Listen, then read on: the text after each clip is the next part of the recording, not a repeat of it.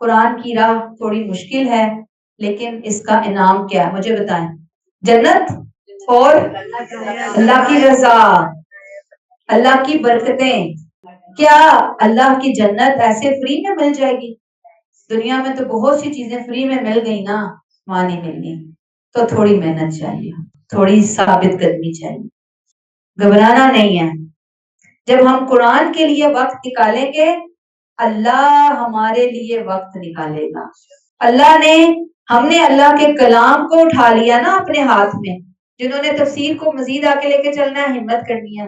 ظاہری بات ہے کہ قرآن کے ساتھ تھوڑا زیادہ ٹائم گزرے گا، روٹین میں قرآن زیادہ آئے گا۔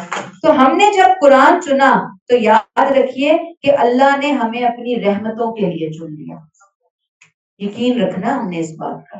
اور جب ہمارا دل میں کبھی شیطان ڈالے نا گھبراہٹ، تھکان، پریشانی، مشکل، یہ وہ مسئلے مسائل، تو فوراً سوچیں کہ کیا اللہ کی باتوں کو چھوڑ دوں ان باتوں کے پیچھے، اس دنیا داری کے پیچھے؟ یہ تو کبھی ختم ہی نہیں ہونی۔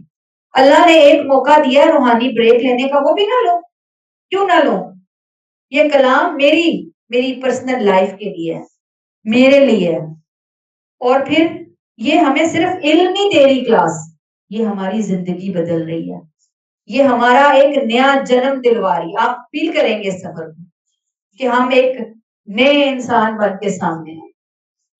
اللہ ہمارے اس سفر کو، ہمارے اس نئے جنم کو، نیا ہی جنم ہے یہ قرآن کے ساتھ کا جنم، اسے قبول کر کے ہمیں واقعتاً ویسا بندہ بنا لے جیسے اللہ ہمیں دیکھنا چاہتے ہیں۔ آمین ثم آمین۔